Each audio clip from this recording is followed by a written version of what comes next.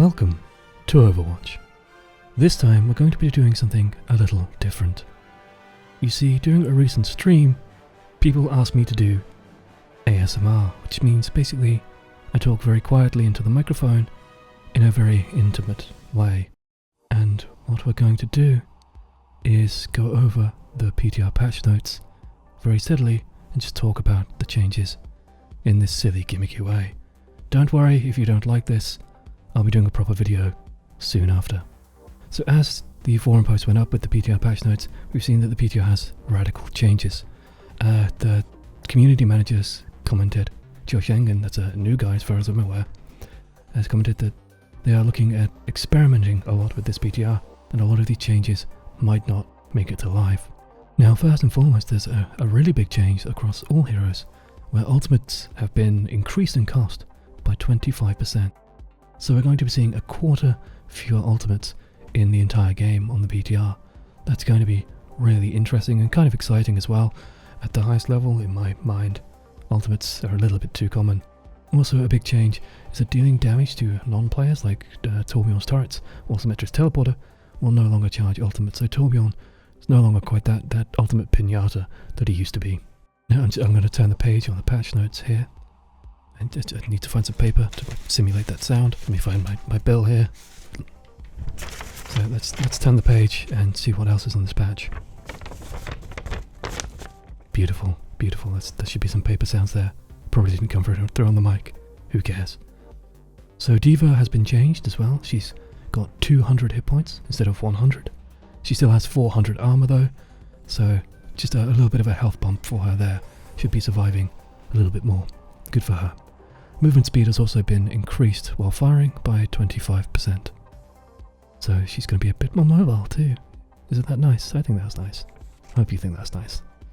Soldier 76 has seen a little bit of a buff as well. It's actually quite a big buff. It's a nice buff for him.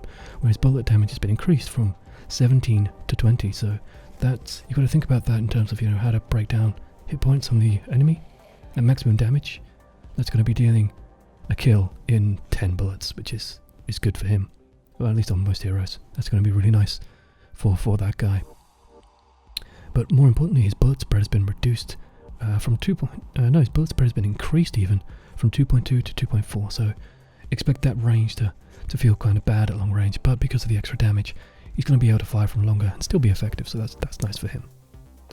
Ana has seen a really big change to her ultimate, and who can blame Blizzard? Ana has been really divisive in the community in terms of just how powerful she's at high level with limited success at lower level, so not too surprising to see a little bit of a change to the nano boost. It no longer changes your movement speed. That's going to let people run away from that big scary Reinhardt or big scary Reaper. I know, it scares me, I know.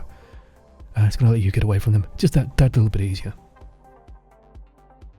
Next up, Mei is seeing a bit of a change to her Blizzard. Her ultimate cost has been increased by 13%. I've heard as well. Some people suggest that the Mei ult activates quicker as well, so Mei has to earn her ult a little bit more, but it might be a little bit more powerful. I need to confirm that myself though, so I'm going to be going and doing that while working on the real proper video. Now let's turn the page now. There we go. That's a convincing sound, isn't it, for page turning? I certainly don't think so. You probably don't either. But who cares? Let's keep going in this weird thing that I'm doing. I find it weird, but people ask for it, so why the hell not? It's kind of fun.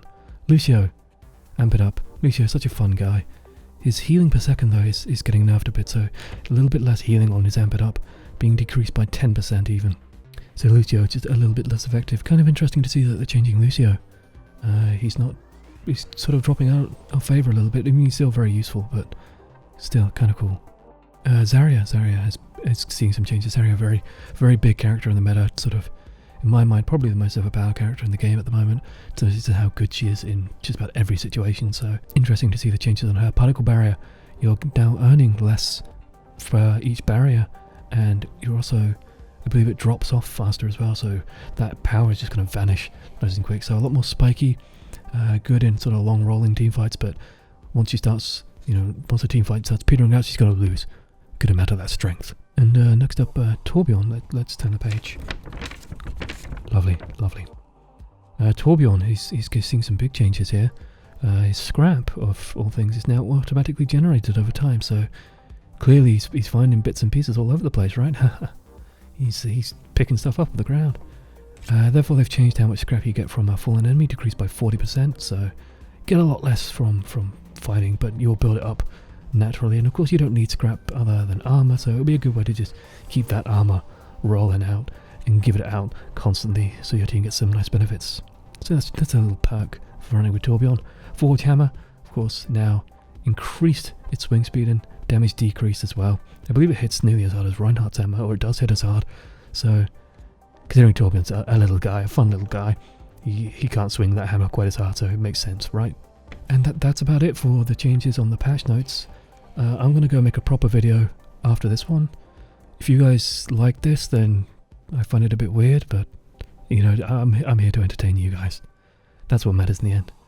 So thank you guys for watching. I've been Josh, as a very quiet, mumbly and intimate voice amongst many. Toodles.